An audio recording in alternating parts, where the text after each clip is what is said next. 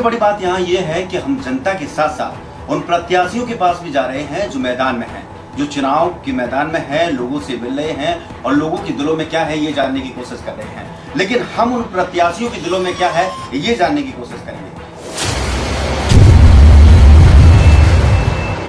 मुझे अंत में एहसास हुआ कि व्यवस्था परिवर्तन कार्यपालिका से संभव नहीं है, व्यवस्था परिवर्तन विधायिका से संभव है। ऐसे में क्या लगता है कि आप नए हैं, राजनीति में पहली बार कदम रखा है, तो क्या लगता है कि पार्टी आपको टिकट देगी और देगी तो किस बेस पर देगी?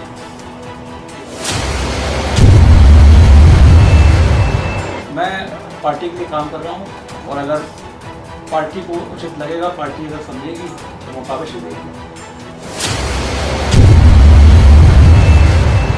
आप चुनाव जीत गए, आप विधायक बन गए, तो कैसी भावनाओं से, किस तरीके से जनता को उद्धार करेंगे? पहला प्रयास तो ये रहेगा कि सरकार हमारी बनती है और मैं विधायक बनता हूँ, तो इन दोनों चीज़ों में हम बेहतर काम करें, इनकी स्थिति को सुधारें। शिक्षा की व्यवस्था बनाएं जी, क्योंकि शिक्षा ही एक ऐसी चीज़ है जिससे किसी देश का विकास हो सकता है। अगर पार्टी से आप टिकट मिल जाता है तो क्या लगता है कि आप उस सीट को सुरक्षित रख पाएंगे कि नहीं रख पाएंगे?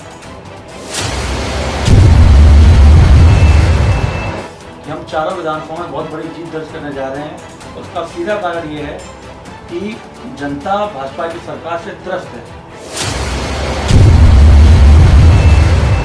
पिछले 5 साल में विकास का कोई काम नहीं किया। महिलाओं की सुरक्षा के मामले हों, आप उन्नाव उठा के देख लीजिए, हाथरस उठा के देख लीजिए, बदायूं उठा के देख लीजिए, कई जगह उठा के देख लीजिए। महिलाओं को सुरक्षा देने में सरकार पूरी तरह नाकाम रही है। लेकिन योगी आदित्यनाथ तो कह रहे हैं कि उन्होंने 2 करोड़ से अधिक लोगों को रोजगार दे दिए। मैं तो ऐसे 200 लोगों को ढूंढने में नाकाम रहा। फर्क नहीं पड़ता। मैंने राजनीति ज्वाइन की पार्टी की सेवा करने के लिए, समाज की सेवा करने के लिए।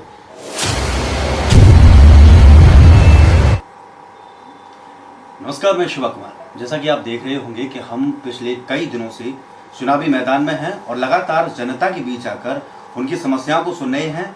सबसे बड़ी बात यहाँ ये है कि हम जनता के साथ साथ उन प्रत्याशियों के पास भी जा रहे हैं जो मैदान में हैं, जो चुनाव के मैदान में हैं, लोगों से मिल रहे हैं और लोगों के दिलों में क्या है ये जानने की कोशिश कर रहे हैं। लेकिन हम उन प्रत्याशियों के दिलों में क्या है ये जानने की कोशिश करेंगे। ये जानेंगे कि आखिर वो प्रत्याशी मैदान में हैं तो क्यों हैं, राजनीति में आए हैं तो क्यों आए हैं और जनता के लिए क्या करना चाह रहे हैं। हम अभी तक कई ऐसे प्रत्याशियों के बारे में बता चुके हैं, लेकिन आज हम बात एक ऐसी शख्सियत की करेंगे जो पिछले कई दिनों से, कई महीनों से सुर्खियों में है। हम बात करेंगे 109 विधानसभा के प्रत्याशी होने वाले हैं, जो उम्मीदवार हैं, योगेश कठेरिया के बारे में कि आखिर योगेश कठेरिया का बैकग्राउंड क्या है और योगेश कठेरिया चुनावी मैदान में क्यों आ रहे हैं। अगर योगेश कठेरिया की बात की जाए तो 2 जुलाई 1991 में इनका जन्म आगरा में हुआ। इन्होंने यूपीएससी की तैयारी छोड़ी और उसके बाद ये राजनीति में आए। आखिर क्या वजह रही? सबसे पहला सवाल तो यहीं से शुरू होता है कि आपने यूपीएससी की तैयारी छोड़ी और राजनीति में आए, क्या वजह रही? सबसे पहले मैं आपका और आपकी पूरी टीम का बहुत बहुत आभार प्रकट करना चाहूँगा कि आपने समय निकालकर मेरी बात को सुनने का मुझे मौका दिया। मैं यूपीएससी की तैयारी कर रहा था। तैयारी के दौरान कई चरणों से गुजरा और मुझे अंत में ये एहसास हुआ कि व्यवस्था परिवर्तन कार्यपालिका से संभव नहीं है, व्यवस्था परिवर्तन विधायिका से संभव है। कार्यपालिका विधायिका के बनाए हुए कानूनों का केवल अनुपालन करती है। कार्यपालिका के पास ये शक्ति नहीं है कि वो जनता के हित में कानून बना सके। वो सिर्फ विधायिका द्वारा बनाए गए कानूनों को लागू करने का काम करती है। तो ये एक मुख्य कारण रहा जिसलिए मैंने यूपीएससी की तैयारी छोड़ी और मैंने विधायिका का रास्ता छोड़ने के लिए अपना मन बनाया। जैसा कि आप देख रहे होंगे कि प्रत्याशियों की होड़ लगी हुई है लगातार, या समाजवादी पार्टी से हो या फिर अन्य पार्टियों से हो। प्रत्याशी मतलब जो उम्मीदवार हैं वो टिकट मांगने के लिए मैदान में हैं और कई, हम बात करें समाजवादी पार्टी से तो तकरीबन 1 दर्जन से अधिक प्रत्याशी हैं जो किसी विधानसभा से टिकट मांग रहे हैं। ऐसे में क्या लगता है कि आप नए हैं, राजनीति में पहली बार कदम रखा है, तो क्या लगता है कि पार्टी आपको टिकट देगी और देगी तो किस बेस पर देगी?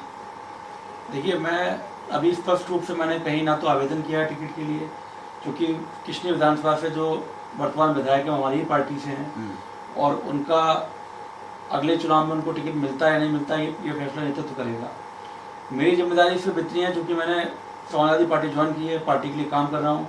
तो मेरी जिम्मेदारी सिर्फ इतनी है कि मैनपुरी, चूँकि यहाँ का रहने वाला हूँ मैं, तो मैनपुरी जिले में जो हमारी 4 विधानसभाएँ हैं, इन 4 विधानसभाओं में हमारी पार्टी बड़ी जीत हासिल करे और उसमें जो भी योगदान मुझसे हो सकता है वो मैं देने के लिए तैयार हूँ। नहीं, वैसे जैसे अगर पार्टी टिकट देती है किसी और को, कोई नया चेहरा लाती है, तो क्या लगता है, कितनी उम्मीदें हैं आपकी? आपको क्या लगता है, पिछले कई दिनों से आप भी मैदान में हैं, तो क्या लगता है आपको? मैं पार्टी के लिए काम कर रहा हूँ और अगर पार्टी को उचित लगेगा, पार्टी अगर समझेगी तो मौका अवश्य देगी। जैसा कि हम देखते हैं कि नेता कोई भी हो, चुनाव के दौरान जनता के पास जाता है और उसके बाद जो है कि वो जनता के पास नहीं जाता है, ऐसी शिकायतें रहती हैं लोगों की आमतौर पर।